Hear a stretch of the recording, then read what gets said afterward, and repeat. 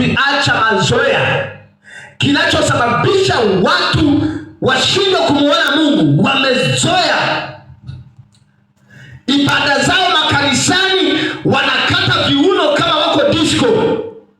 Mimi nimeona mavazi yao ya ovyo, wanakwaya wengine unakuta mpaka nguo za ndani zinaonekana. Mazoea. Unakanyaga madhabahuni, unaenda madhabahuni umevaa minguo yako, hata kuinama huwezi. Mazoea yameondoa nguvu ya Mungu ndani ya kanisa.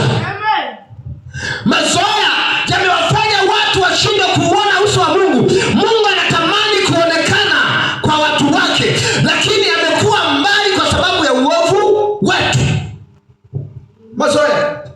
Mtu katoka huko kapigana ngumi, katoka huko kazini, anakuja tu siku ya Jumapili anasema kanisani ni wewe, analegeza sauti huku kajipaka na marangi mekundu mdomoni kama vile kachinja kuku kwa mdomo.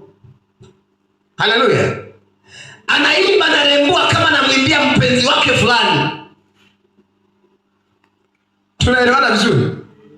Mazoea yanasababisha tusiuone utukufu wa Mungu.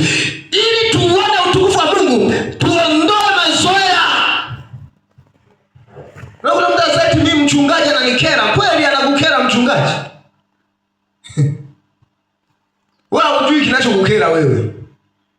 Kama sasa mchungaji anakukera, haujui kinachokukera.